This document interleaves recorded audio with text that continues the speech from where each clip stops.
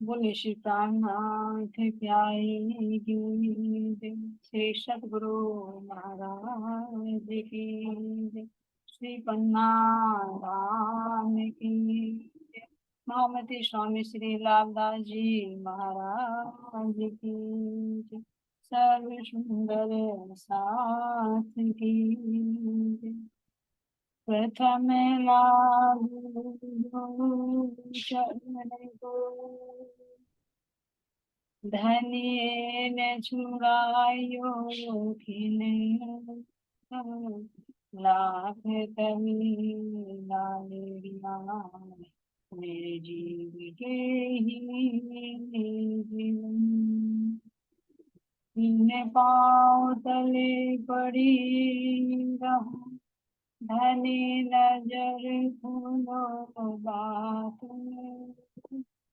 पलने वाली को मिले मेरे जीव के ही जीवन श्री मामद चाहे इन चरण को कर मन सावाचा कर मन आयो बैठो मेरे संग मेरे जीव के ही जीवन मेरे जीव के ही जीवन बोले श्री प्राणनाथ प्यारे की जय। श्री सद्गुरु महाराज की प्राणाधार प्यारे सुंदर साहिब आप सबके धाम निर्दय में विराजमान प्रियतम प्राण वल्लभ के अनुरी चरण कमलों में कोटि कोटि शय प्रेम प्रणाम जी। चलिए सुंदर साहिब बीतक स्थान की तरफ चलते हैं। तो कहाँ का प्रसंग चल रहा है सुंदर साथ जी? श्री जी कहाँ पर आते हैं? चिंतामणि जी के पास और दोनों में क्या बात शुरू हो जाती है? आत्म तत्व के ज्ञान। तो यहाँ पर क्या कह रही हैं? चिंतामणि जी श्री जी को देखकर कहते हैं कि अगर तुम लेने के लिए आए हो तो मुझे बताओ, जो मेरे पास है वो मैं तुम्हें, और अगर तुम देने के लिए आए हो तो मुझे दो, मैं लेने के लिए आई। तो यहाँ पर श्री जी कहते हैं कि हम तो आपसे लेने के लिए ही आए। कहो तो चतुर्भुज का दिखाऊं तुम्हें दर्शन, के कहो ज्योति स्वरूप को, के शेष साई सहस्त्र फन, के शेष साई सहस्त्र फन। तो सुंदर साथ जी चिंतामणि जी कहते हैं श्री जी को कि तुम जो कुछ लेना चाहते हो तो लो। तो क्या कहते हैं सबसे पहले कि अगर तुम चाहते हो, सबसे पहले ऊपर बता रहे नारायण तक की बात कर रहे थे कि अगर तुम चाहो तो मैं तुम्हें चतुर्भुजी विष्णु भगवान के दर्शन करा सकता हूँ। ये देखो कि जो चतुर्भुजी विष्णु भगवान है मैं उनके तुम्हें साक्षात दर्शन करा दूं, और अगर तुम कहो तो मैं ज्योति स्वरूप के तुम्हें दर्शन करा दूं। अब ध्यान देना, मैं नक्शा शेयर करती लेकिन वो खुल नहीं पा रहा सुंदर साथ जी। अब देखना कि 14 लोग ब्रह्मांड से ऊपर सबसे पहले कौन है? सबसे ऊपर आदि नारायण महाविष्णु, जिसको कह रहे हैं कि चतुर्भुजी विष्णु। तो मैं चतुर्भुजी विष्णु यानी जो इसके अधिपति हैं, मैं उनके तुम्हें दर्शन करा सकता हूँ। ये एबिलिटी ले रहे हैं चिंता। और कहो तो फिर उससे नीचे जो उन्हीं का ही रूप होता है उनके स्थूल में, आदि नारायण के भी तो 4 शरीर है ना, स्थूल सूक्ष्म कारण महाकाल। तो स्थूल में जो ज्योति स्वरूप जिस ओम से 14 लोग ब्रह्मांड बनते यदि आदि नारायण का स्थूल, तो तुम कहो तो मैं ज्योति स्वरूप के दर्शन कर, क्योंकि आदि नारायण का तो प्रतिबिंब रूप है ज्योति स्वरूप, उसी से तो सब जीवों के अंदर चेतना आती है कि किसने मुंह कितने जीव भेज लिए। ज्योति स्वरूप का अंश ही तो है शरीर के अंदर जीव। तो तुम अगर चाहो तो मैं तुम्हें ज्योति स्वरूप के दर्शन, और अगर तुम चाहो तो मैं पाताल में क्षीर सागर में जो शेषनाग के सैया पर विष्णु भगवान विराजमान है उनके मैं तुम्हें दर्शन कह रहे हैं। यहाँ पर कहो तो चतुर्भुज का दिखाऊं तुम्हें दर्शन, के कहो ज्योति स्वरूप के शेष साई सहस्त्र फन। जो 1000 फन वाले शेषनाग की सेजा बनाकर विराजमान है, उन विष्णु भगवान के मैं तुम्हें दर्शन कराऊं। अब आगे क्या कह रही हैं कि झिल मिल अनहद ये सब दिखाने, या फिर मैं तुम्हें झिलमिल करती हुई ज्योति स्वरूप या अनहद नाद को तुम अगर सुनना चाहते हो, वो कौन सा सुंदर साथ जी, जो इनके कारण पर जहाँ पर 7 स्वर, तो कहने में उनका तुम्हें दर्शन करा दूं, और ये सब मैं दिखाने के लिए तुम्हें तैयार हूँ। यदि आप यह सब नहीं देखना चाहते तो आपने अब तक जो भी उपलब्धि की है वो मुझे दिखाओ। मेरे पास तो ये है, मैंने तुम्हें दिखा दिया यहाँ तक का संसार। अब देखो ये कैसे, चतुर्भुजी विष्णु भगवान उन्हें कह रहे कि मैं तुम्हें दर्शन, तो ये दर्शन कैसे हैं, इसमें खोल रहे हैं गीता के अंदर कि जो विष्णु भगवान है, विष्णु भगवान का अंश ही जो अक्षर ब्रह्म का सौपंज में बना हुआ स्वरूप, तो उस स्वरूप के दर्शन है जो मुद्रा में ध्यान करते हैं सुंदर साथी, क्योंकि ध्यान में ही तो दर्शन होंगे ना। तो यहाँ पर मुद्रा में जो होता है मुद्रा ज्योति, तो उसमें ध्यान करके जैसे सिद्ध महापुरुष होते हैं उनके भी दर्शन होते हैं। तो इसी तरह से जब ध्यान में बैठते हैं तो जो विष्णु है या शिव जी हैं या देवी देवता हैं, इनका दर्शन भी इसी ध्यान अवस्था में। बस एक पॉइंट मिलना चाहिए कि हमें ध्यान को केंद्रित कहाँ पर करना है। जैसे हमारे अंदर 7 कुंडलियां हैं, 7 चक्र हैं, तो अलग अलग चक्रों का ध्यान करके उसी कुंडली को जागृत कर लिया जाता है, और उसी कुंडली की जो देवी देवता होती है, जो शक्ति, उसका साक्षात्कार। ऐसे हमारे अंदर 5 तत्वों का भी स्थान होता है, पृथ्वी का, जल का जो पहले बता दिया है ना, मिट्टी तत्व का नीचे होगा, जल तत्व का इससे ऊपर होगा जहाँ ये होता है मूत्राशय, इससे ऊपर नाभि में अग्नि तत्व होता है, हृदय में आकाश तत्व होता है। तो इस तरह से सुंदर साथ जी वायु का, और फिर यहाँ पर आकाश। तो 5 तत्वों का अलग अलग ठिकाना है, जहां पर जिस जो पदार्थ का जो रंग होता है, उसी रंग को एक माध्यम बनाकर उसी का बीज मंत्र लेकर अगर उस पर ध्यान केंद्रित किया जाए, उसकी साधना की जाए, तो वो लक्ष्य को प्राप्त करना। तो मुद्रा ज्योति के अंदर कह रहे हैं कि अगर ध्यान लगाया जाता है तो सिद्ध महापुरुषों के दर्शन हो जाते हैं, और इसी तरह से विष्णु भगवान और इनके भी दर्शन हो जाते हैं। ये बता रहे क्योंकि इन्होंने कर रखा है ये, तो इसलिए कह रहे कि अगर तुम चाहो तो मैं तुम्हें उनके दर्शन करा दूंगा, युक्ति बता दूंगा, बताओ तुम्हें वो तरीका लेना हो तो। आप सुंदर साथ जी अब अपने अंदर भी देखिए, जो विष्णु भगवान है किससे पालन करते हैं, अपने चतुर्भुज, जो चतुर्भुजी कह रहे हैं ना, 4 भुजा वाले विष्णु भगवान। तो 4 भुजाएं क्या है, ये 4 शक्तियों का प्रतीक है ना, जैसे शंख है, चक्र है, गदा है और पद्म। तो शंख जो है, शंख किसका प्रतीक बताया सुंदर साथ जी, शंख बता रहे हैं कि शंख ज्ञान का प्रतीक है, क्योंकि विष्णु भगवान के अंदर इस सद्गुण का तो पूरा ज्ञान है। जैसे उन्हीं का अंश हमारी चेतना, अगर चेतना अपने वास्तविक रूप में आ जाए तो उससे भी प्रकृति का पूरा ज्ञान हो जाता है। यहाँ पर आगे चक्र से वो कुंडली जागृत होता है, ये सहस्रार चक्र से वो बाहर निकल जाती है, तो प्रकृति का तो पूरा ज्ञान हो जाता है। तो विष्णु भगवान को प्रकृति का पूरा ज्ञान, इसलिए कह रहे हैं कि जो उनके पास में जो शंख है, वो शंख किसका प्रतीक है, ज्ञान का प्रतीक है। एक हाथ में उनके क्या है, चक्र है। तो चक्र किसका प्रतीक है, जैसे निरंतर चल रहा है, तो क्रियाशील, यानी संगठित होकर क्रिया करना, अपनी सारी शक्तियों को एक जगह केंद्रित करके किसी क्रिया को संपन्न करना। तो वे क्या करते हैं, इस दृष्टि का पालन पोषण करते हैं।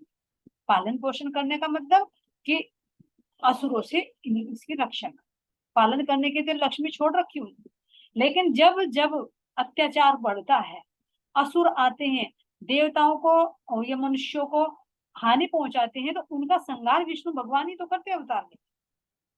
24 अवतार लेकर विष्णु भगवान ही आते हैं। तो इस तरह से देवताओं का और मनुष्यों का क्या करते हैं, वे पालन करते हैं, यानी शत्रुओं से उनकी रक्षा। कहा भी यदा यदा ही धर्मस्य, है ना, जब जब धर्म का नाश होता है, तब मैं धर्म की स्थापना के लिए अवतरता, तो उनका ये कार्य है। तो यही तो संगठन होकर संगठित अपनी ऊर्जा को एकत्रित करके क्रिया करना, यानी रक्षा करना। तो चक्र इनका किसका प्रतीक है, क्रियाशील।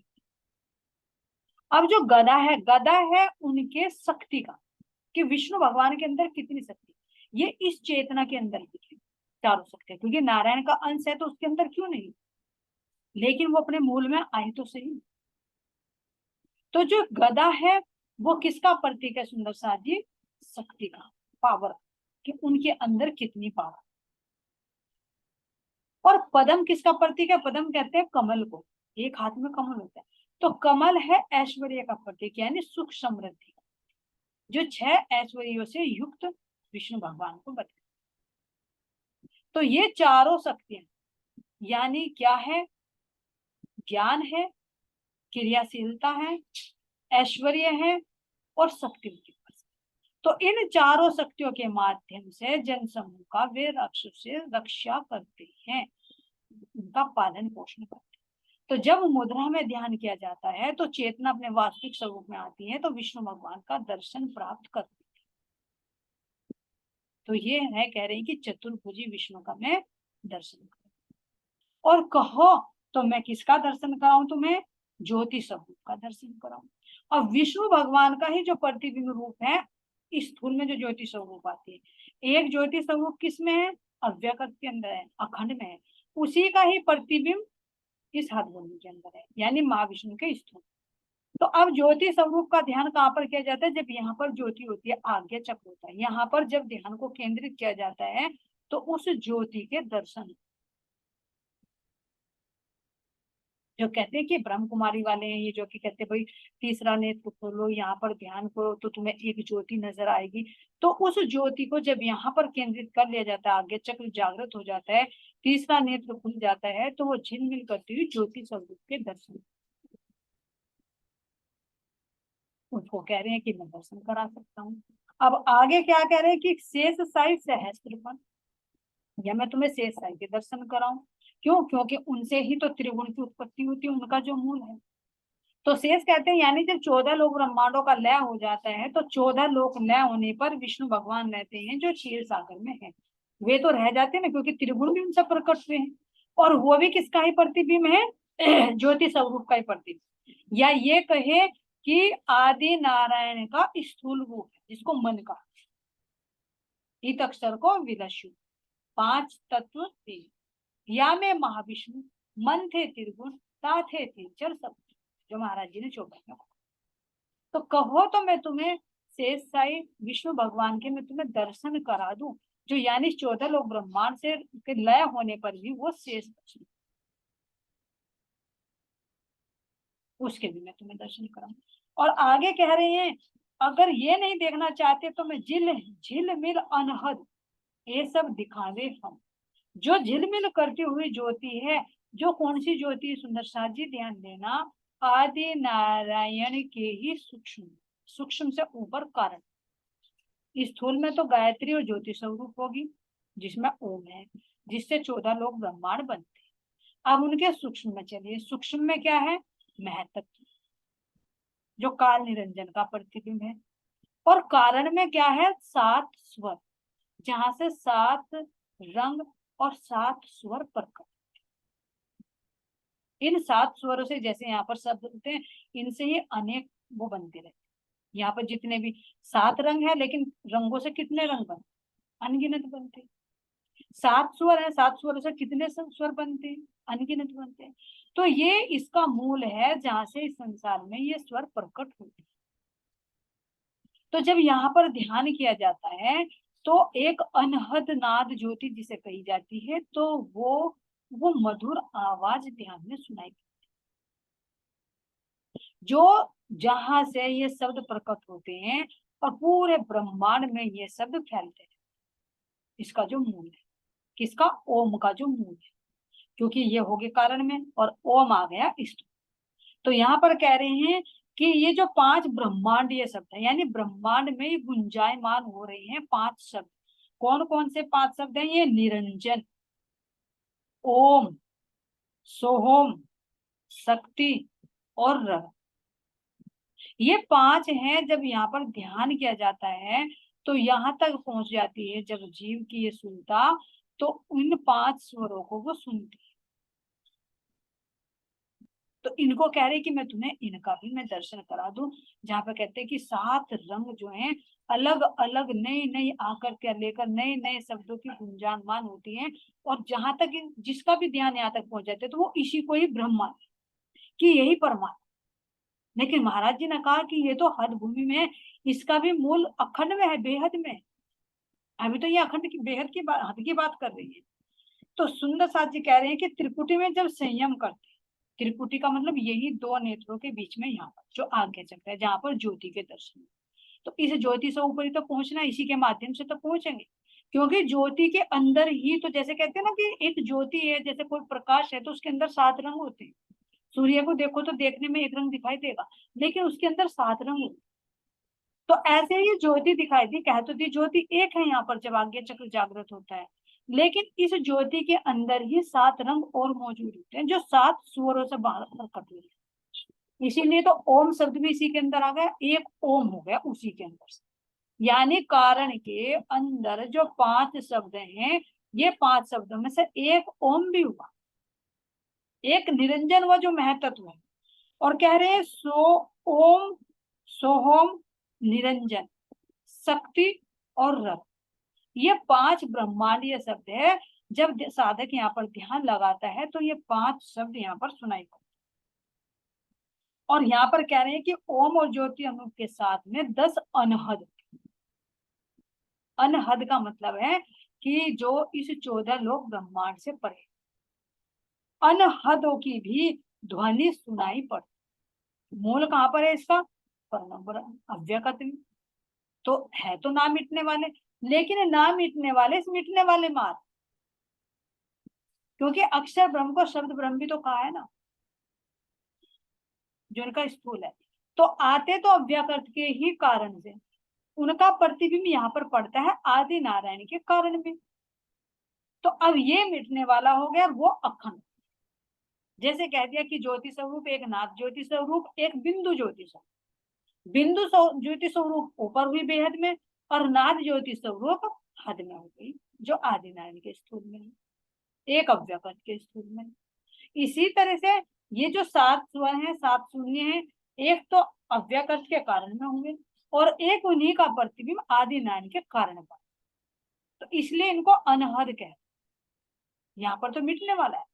जैसे सतलोक को कहा कि सतलोक है तो सत्य थोड़ी ही है, लेकिन यहाँ की दृष्टि से देखेंगे तो सत्य है, लेकिन बेहद की दृष्टि से देखेंगे तो वो भी मिटने वाला। तो इसीलिए कह रहे कि अनहद का भी, अनहदों की भी ध्वनि सुनाई पड़ती है जब यहाँ पर ध्यान लगा। तो ऐसे ही थोड़ी ध्यान योगी बैठे रहते कुछ मिलता नहीं, यहाँ से इन इंद्रियों के सुख से करोड़ों गुना सुख मिलता है। जितने ऊपर उठते चले जाएंगे इतना ही ज्यादा सुख यहाँ पर प्राप्त होता है। तो इसीलिए कह रहे हैं यहाँ पर कि ये अनहद इस प्रकार से सुंदर साथ जी कह रहे हैं कि ताल, ये 10 अनहदों का नाम बता रहे हैं। ताल, मृदंग, डम्फ, झांझ, मुरली, सिंह गर्जना, वीणा, सहनाई, बादल और किंकी। तो जो कहते हैं ना कौन से शायरी हैं कि भाई निरंकारी वाले की मुरली, यहाँ ध्यान करो और मुरली सुनो, मुरली सुनो, है ना।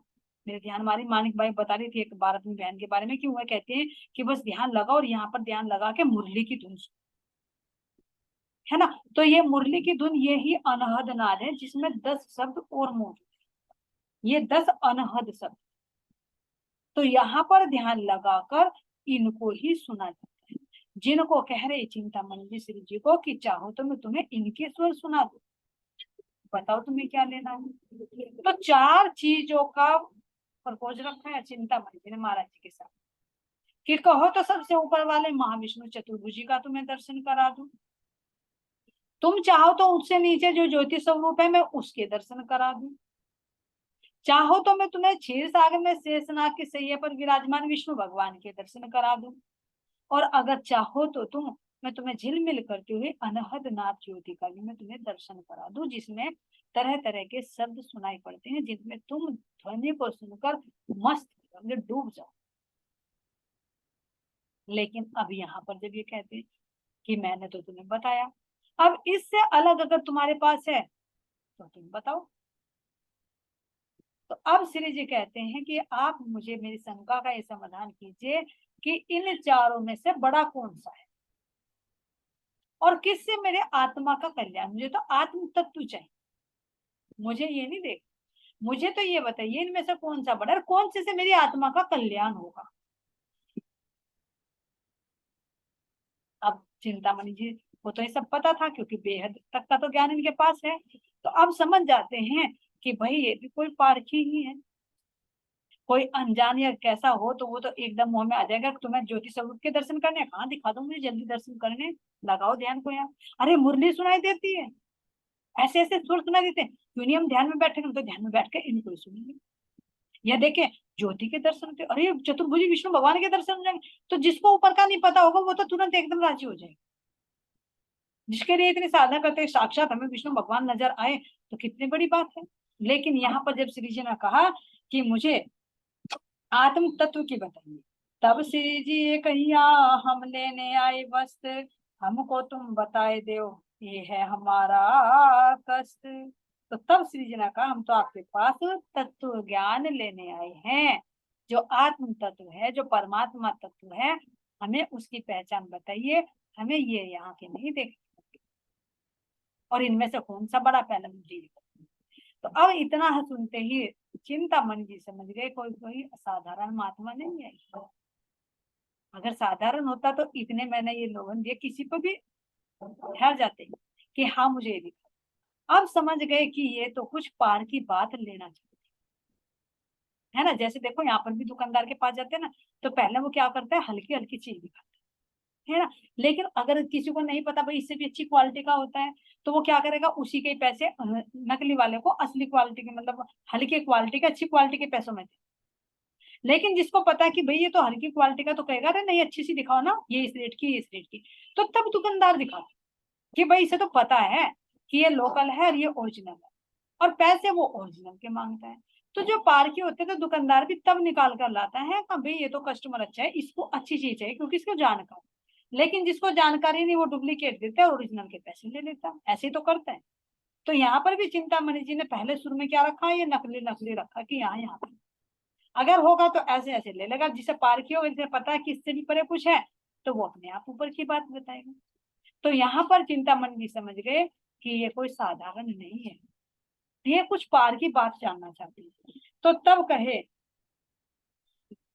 अच्छा, जो कछु तुम कहिया सो ग्रह तुम्हारे वचन, तिन कार्य कर दो तिन करो रोशन। अब कह रहे हैं श्री जी, हे चिंतामणि जी, महात्मा जी, आपने जो कुछ भी कहा मैं उसे अपने हृदय में धारण करूंगा। आप माया और ब्रह्म का यथार्थ निर्णय मुझे करके बताइए कि माया क्या है, ब्रह्म क्या है, इनमें से जो तुमने बताया मुझे, इनमें से कौन तो माया है और कौन सा ब्रह्म, यानी कौन इनमें सत्य और कौन मिथ्या है, मुझे ये बताओ। तब चिंतामणि जी समझ गए कि ये यहाँ की बात नहीं लेने वाला। तो तब अंदर का पिटारा खोलते हैं और बताते हैं कि मैं तुम्हें बताऊं सबसे बड़े जो तुमने कहा ना इनमें से कौन से बड़े, तो ये तो सब हद भूमि के हैं, इनसे ऊपर की मैं तुम्हें बात बताऊं तो वो कमाल की, कबीर दास जी की, है ना। कैसी बात है, तो तब वे कहते हैं कि बेहद की बात सुनो, मैं तुम्हें बेहद की बात बताता हूँ, ये तो सब हद के।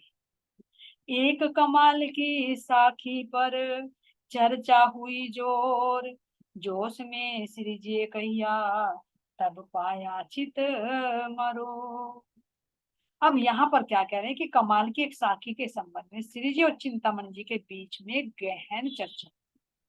एक कमाल की साखी पर चर्चा हुई जोर, क्योंकि कबीर चिंतामणि जी ने बताया कि मैं तुम्हें कमाल का ज्ञान बताता हूँ, जो कबीर दास जी के पुत्र थे कमाल, मैं तुम्हें उनकी बात बताता हूँ, यो सबसे बड़े, इन सबसे बड़े हैं जो मैंने तुम्हें बताया चारों से। तो तब क्या कहते हैं चिंतामणि, कहिया कोड़ी ते हीरा भया, हीरा ते भया लाल, आधा भक्त कबीर है पूरा भक्त कमाल।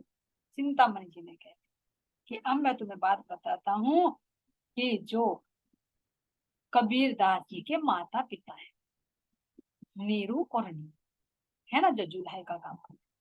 तो ये क्या है, इनके माता पिता कौड़ी के समान। कौड़ी कहते हैं जैसे खुट्टा पैसा होता है जिसकी कोई कीमत नहीं होती। तो ऐसे कबीरदास जी के माता पिता कौड़ी के समान। उन कौड़ी थे हीरा भया, यानी नीरू और नीमा जिनकी उपमा कौड़ी से दी गई है, उनके एक हीरा रूपी पुत्र कबीर पैदा। क्योंकि कौड़ी की कोई कीमत नहीं होती, हीरे की कीमत होती है। लेकिन अब क्या कह रहे हैं, हीरा ते भया लाल, जो हीरा रूपी कबीर है उनके पुत्र जो कमाल है वो क्या है, लाल है। लाल किसको कहा गया है, मानिक। जैसे रत्न होता है ना, तो हीरे से वो थोड़ा कीमती। तो कौड़ी से महंगा कौन सा आता है, हीरा। हीरे से महंगा मानिक। तो इसलिए उन्होंने उपमा देकर बताई कि कबीर दास जी के जो माता पिता है नीरू नीमा, वे तो कौड़ी के समान है। तो कौड़ी से क्या हुआ, हीरा भया, यानी हीरा रूपी कबीर पर। और कबीर के जो पुत्र कमाल है वे कबीर कबीर से भी बढ़कर है। जैसे हीरे की कीमत, माणिक की कीमत हीरे से ज्यादा होती है, तो जो कमाल है वो माणिक है, माणिक रूपी रत्न है, यानी उससे भी महंगा। और कह रहे हैं आधा भक्त कबीर है, पूरा भक्त कमाल। कि कबीर दास जी तो आधे ही भक्त हुए, लेकिन कमाल तो पूरा भक्त है। अब यहाँ पर इतने बात सुनते श्री जी को जोश आ गया। अरे, क्योंकि उन्हें तो पता था कबीर कहाँ की वासना है और कमाल क्या है, उनका पुत्र कहाँ तक है। तो उनके बारे में जोश आते ही यहाँ पर पूरे जोरों से चर्चा यहाँ पर शुरू हो, क्योंकि अब अटक गए ना यहाँ। अभी बताया ना कि यहाँ पे 12 पंथ चलते हैं कबीर पंथियों में, तो एक कमाल का पद भी है जो उन्होंने जागने के लिए अपने पुत्र को भेजा था। तो यहाँ पर चिंतामणि जी कमाल की गादी पर बैठे, इसलिए कमाल को श्रेष्ठ बताया, कबीर से भी बढ़कर। तो इसका कारण क्या है, तो सुंदर साथ जी इसके बारे में चलती है, एक कथा चलती है कि जो कबीर दास जी थे उनके पुत्र जो कमाल है ना, तो कमाल को तो जागने का कार्य तो उन्होंने दिया था कि जितना उसके पास था, लेकिन फिर भी वे उस रास्ते पर नहीं चल सके, माया के लोभ लालच में आकर वे हट गए। तो इसमें एक घटना होती है, जब से कहा गई थी, साखी चली है कि आधा भक्त कबीर है, पूरा भक्त कमाल। तो इसको बाहर की दृष्टि से देखे तो जो कबीर दास जी के पुत्र थे जो कमाल, तो उनके स्कूल में एक दोस्त था राजा का। तो इन दोनों में दोस्ती थी, कमाल में और राजा के लड़के। अब जैसे राजा का जो लड़का भाई वो तो अच्छे वस्त्र पहनेगा, अच्छा खान पीन रहेगा, स्कूल में जाते तो सब सम्मान है। लेकिन जब घर पर आ जाते तो राजा का लड़का तो अच्छे वस्त्र पहनता, और कबीर का जो लड़का कमाल वो अपने फटे पुराने कपड़ों में रहता। तो एक दिन क्या हुआ, राजा ने हुक्म दे देता है, राजा अपने सैनिकों को कि इस राजकुमार को शिकार पर ले जाओ, इसे घुड़सवारी सिखाओ और शिकार करना सिखाओ। तो शाम के समय क्या करते हैं, उसको लेकर कहाँ चल देते हैं, जंगल में जाते हैं कि राजा का हुक्म हुआ है कि राजकुमार को शिकार करना सिखाना। अब जाए कहीं जाएंगे तो दोस्त की तो याद आएगी। तो राजा के लड़के ने कहा कि मेरा दोस्त जो कमाल है ना, वहां उसे भी लेकर हम दोनों साथ चले। जब स्कूल में साथ रहते हैं तो बाहर भी जब घूमने की इच्छा होती है तो चलो भाई साथ चलेंगे। तो जब वो जाता है वहां पर, कमाल के यहाँ पर जाता है, कबीर के यहाँ पर, तो कमाल को देखता है कि वो तो फटे पुराने कपड़ों में क्या करता है, खेलता रहता है। उसको देख कर वो करता है, अरे तू मेरा दोस्त, क्योंकि उसे तो नहीं पता था कि ये गरीब है, तू फटे पुराने कपड़ों में ऐसे खेल रहा है, तू इतना गरीब है। उसने कहा कि नहीं, मेरे पिताजी जुलाई का काम करते हैं और जो भी थोड़ा बहुत पैसा कमाते हैं उसमें अपना गुजारा करते हैं। अब कोई दोस्त होगा तो वो तो अपने दोस्त को नहीं, जितना भी चाहेगा वो हेल्प ही करनी चाहिए। तो अब कहने के बावजूद जब उसने देखा मेरा दोस्त तो बहुत गरीबी में है, तो वो अपने पिता से कहकर जितनी भी बात होती है, सारा जो आता है बाहर से माल, वो सारा घोड़ों पर लदवा कर कबीरदास जी के घर में भिजवा। अब कबीरदास जी तो वहां पर नहीं होते। तो जब जैसे ही उनके घर में आ जाता है, और जो कमाल भी अपने दोस्त के साथ में शिकार करके शाम के समय घर वापस आता है, तो देखता है घर में तो बहुत मोहरे पड़ी हैं, सोने चांदी के जेवर पड़े हैं, अनाज भी गेहूं भी, जितना भी उससे हो सका उसने इतना भिजवाया कि भाई मेरा दोस्त गरीब है, वो भी कम से कम मेरे साथ चलने में, मेरे साथ उठने बैठने में मेरे तो लायक हो जाए, क्योंकि दोस्ती तो नहीं तोड़ी जाएगी गरीबी के कारण। तो अब दोनों, वे तो खुश हो गए जो उनकी माता थी और वे थे। लेकिन जब शाम के समय कबीर दास जी आए और वे देखते हैं, अरे मेरे घर में इतना माल कहाँ से आया, क्यों? क्योंकि मैं तो जितना कमाते थे उसमें ब्राह्मणों को भी भोजन करा देते थे और अपना गुजारा कर लेते हैं। तो किसकी तरह? सुदामा की, बस अपनी भक्ति में। जब उन्होंने घर में माया देखी, अरे इतना धन दौलत कहाँ से आई, तो कहते हैं कि भाई ये तो राजा के लड़के ने भिजवाई, क्योंकि इनकी दोस्ताना। तो कबीर दास जी कहते हैं कि मुझे नहीं चाहिए ये माया, अब इसे चाहे तुम रखो या ना रखो। अब भाई माता भी कहती है क्योंकि गरीबी में रही है, अरे कोई बात नहीं, दोस्त के नहीं तो दोस्त नहीं तो भिजवाया है, भाई लड़के के दोस्त हैं, कोई हमने चोरी थोड़ी की। इसी तरह से कमाल भी कहता है, पिताजी हमने चोरी तो नहीं की ना, दोस्त ने भिजवाया, तो हम किसी का छल कपट करके नहीं ला रहे, तो इसके रखने में क्या है। लेकिन कबीरदास जी कहते हैं, उनकी इस विचारधारा थी कि साईं इतना दीजिए जाको कुटुंब समाए, मैं भी भूखा ना रहूं और साधु भी भूखा ना। जो एक आता है ना एप्रिकल, कि ज्यादा धन इकट्ठा नहीं करना क्योंकि उसके प्रति मोहब्बत। तो कबीरदास जी की यही विचार था कि बस मुझे साईं इतना दीजिए जिसमें मेरे कुटुंब परिवार का गुजारा हो जाए, मैं भी भूखा न रहूं, और मेरे घर पर कोई अतिथि आए, कोई साधु आए, संत आए, ब्राह्मण आए, तो वो भी भूखा नहीं जाए। बस इतना था कि मुझे तो इतना चाहिए, क्योंकि ज्यादा जब संग्रह करेंगे तो उसके प्रति क्या होगा? मोह बढ़ेगा, विकार बढ़ेंगे। तो कबीर दास जी का यही विचार था, तो वे अपने विचार पर अड़े और वे शर्त रख देते हैं कि इस घर में या तो ये माया रहेगी या फिर मैं। अब शाम का समय होता है, खटपट होते होते होते होते पूरी रात हो जाती है, दोनों में बहसबाजी होते होते बीच में लड़का भी होता है। अब वो जब कबीरदास जी कहते हैं कि मैं इस घर में कदम रखूंगा ही नहीं जब तक तुम इस धन को बाहर नहीं निकालोगे, अब या तो तुम मुझे रख लो या इस माल को।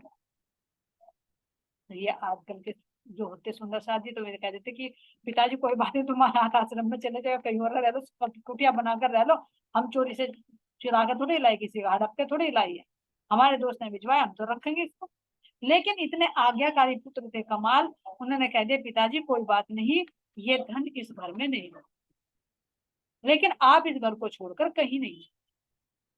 तो अब सोचते हैं कि दिन को वापस तो नहीं भिजवा सकते, भाई दोस्त ने दिया है तो उसे वापस देंगे तो अच्छा नहीं लगेगा, और इधर इधर फेंकेंगे तो भी अच्छा नहीं रहेगा, भाई वीरान होगा किसी के।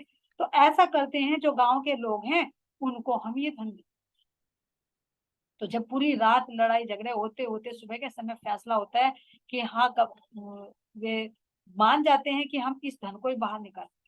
तो जैसे ही गांव के लोग सब 4-5 बजे तो सभी उठ ही जाते हैं, तो सबको आते जाते कहने लो भाई ये धन दे जाओ, हीरे भी, जितने सोने चांदी की मोहरे भी, जवाहरात भी, जितना अन्न धन था सब कुछ बाहर फेंक दिया। अब जब लोग होते तो लोग तो बाहर की दृष्टि से देखते हैं, तो उन्हें अचंभा होने लगा, पूरी बात तो नहीं जानी, आधी बात देखी कि भाई अरे कबीर तो इतना बड़ा साधु बनता था कि मेरे पास तो कुछ नहीं, इतनी गरीबी में रहता है, एक झोपड़ी से डाल रखी है, और कितने इसने जेवरात घर में भर कर रख रखे हैं, कितनी मोहरे इसके घर में से निकल रही है, कबीर ने तो दबा कर रख रखी थी, और इसका पुत्र कितना दानी, सुबह सुबह ही सबको दान करने लगा, ले जाओ सोने की मोहरे ले जाओ, ये अन्न भी ले जाओ, ये वस्त्र भी ले जाओ, ये आभूषण भी ले जाओ। कमाल, तो भाई कमाल कर दिया कमाल ने, तो ये तो बहुत बड़ा दानी है। और कबीर दास कितना वो था, साधु बनता था, दबाया सारा धन। तो यहाँ से यो साखी चल गई प्रसाद जी कि आधा भक्त कबीर है, पूरा भक्त कमाल। लेकिन उसकी वास्तविकता को लोगों ने नहीं जाना, और ये चल। तो अब सुंदर साथ जी महाराज जी कह रहे कि अगर इसका बात नहीं देखी तो ये बात सत्य भी, क्योंकि एक तो बाहर की दृष्टि से कही, जो बाहर की दृष्टि से कही तो उसका एक बातूनी भी तो होता है ना, जैसे सिक्के के दो पहलू होते। तो श्री जी यहाँ पर कहते हैं कि हाँ तुम कह रहे थे, लेकिन दूसरा कैसे एंगल है कि आधा भक्त कबीर है, पूरा भक्त कमाल। अब आधा भक्त कबीर कैसे? अब देखना आधे का मतलब क्या हुआ कि एक तो हमारे अंदर चेतना, एक हमारा शरीर। तो जो कबीर दास जी है कहाँ के हैं? वे बेहद मंडल के हैं। बेहद की वासना है, जो श्री जी ने पंच वासनाएं निकाली, तो उनमें सुखदेव मुनि भी है, वो सॉरी ये भी आते कबीर दास जी भी। तो कबीर दास की सूरता कहाँ की है? बेहद मंडल की। लेकिन शरीर कहाँ का धारण कर रखा है? इस हद भूमि का। तो आधा भक्त क्या कह रहे? माया का आधा भक्त है कबीर, यानी आधे तो यानी सूरता से तो बेहद के हैं, और जो शरीर धारण कर रखा ये माया। तो माया के आधे भक्त हैं, पूरे नहीं। लेकिन कमाल पूरे भक्त हैं, वो किसके? माया के, क्योंकि उनका जीव भी हद भूमि का और तन भी हद भूमि। और आगे चलकर जब इनको गुजरात या जामनगर में जागने के लिए भेजा जाता है, तो भी ये माया के वशीभूत होकर जागने के कार्य से वंचित हो जाते, उस रास्ते से हट जाते हैं। जैसे हमारे इसमें आता है बिहारी जी कि धन का लोभ लालच था, लेकिन आत्म जागृति से कोई मतलब नहीं। ऐसे ही भाई गद्दी पर तो बैठाए, लेकिन जागनी थोड़ी करते थे, धन का लोभ लालच था, मान सम्मान की बात थी। तो ऐसा ही कमाल जी के साथ में हुआ जब ये यहाँ पर गुजरात में जागने के लिए गए, तो धन दौलत के लालच में आकर ये जागने के पद से हट जाते। तो कैसे रहे? पूरे भक्त ही तो हो गए, लेकिन किसके हुए पूरे भक्त? माया के, है ना। तो यहाँ पर महाराज जी कह रहे कि तुम्हारा कथन भी सत्य है, दूसरे एंगल से देखो कि कबीर दास जी तो माया के आधे भक्त हैं, लेकिन कमाल तो पूरे भक्त हैं। और तुम कह रहे हो कि परमात्मा के पूरे भक्त हैं, वे परमात्मा के नहीं। तो श्री जी यहाँ पर कहते हैं कि हे चिंतामणि, तेरी तो हालत ऐसी हो गई कि जैसे तूने क्या कर दिया, सराफे वाला होता है ना, सोने का कार्य करता है जो सुनार, कि तुमने सराफे की तो दुकान खोल ली, लेकिन तुझे हीरे की पहचान नहीं कि क्या हीरा है क्या माणिक है। कह तो दिया तुमने कि कोड़ी ते हीरा भया, हीरा ते भया लाल, लेकिन तुझे लाल की, हीरे की और कोड़ी की पहचान ही नहीं है। तो यहाँ पर श्री जी को जब जोश आ जाता है तो तब कहते हैं, तब श्री जी ने कहिया तुम क्या जानो कबीर, तुम जो आधा भक्त इनको कहो, जो चित नहीं तुम धीर। तुम्हारे में धैर्य नहीं, तुम्हारे अंदर विवेक नहीं है कि जो तुम कबीर को आधा भक्त कह रहे हो, तुम्हें पता ही नहीं कि कबीर की पहुंच कहाँ तक है, और बनकर बैठ गए तुम इनके गादी के अधिपति। उन्हीं की गादी पर बैठे हुए उन्हें आधा भक्त बता रहे हो, तो तुम्हें पहचान ही नहीं है। कहा मजल करी कबीर की केती अकल कमाल, तोल देखो दोनों का किनका कैसा हाल। कहा मंजिल कमाल की है, और कहा कमाल की और कहा कबीर की है, इन दोनों का तुम निरूपण करके दो। ऐसे श्री जी चिंतामणि को यहाँ पर प्रबोधते हैं और दोनों का अंतर उनको बताते हैं। इससे आगे की चर्चा सुंदर साथ जी करते हैं। कहा मजल कबीर की केती अकल कमाल, तोल देखो दोनों का किनका कैसा हाल, किनका कैसा हाल। बोले श्री प्राणनाथ प्यारे की जय, श्री सतगुरु महाराज की जय, महामती स्वामी श्री लालदास जी महाराज की जय, श्री पन्ना धाम की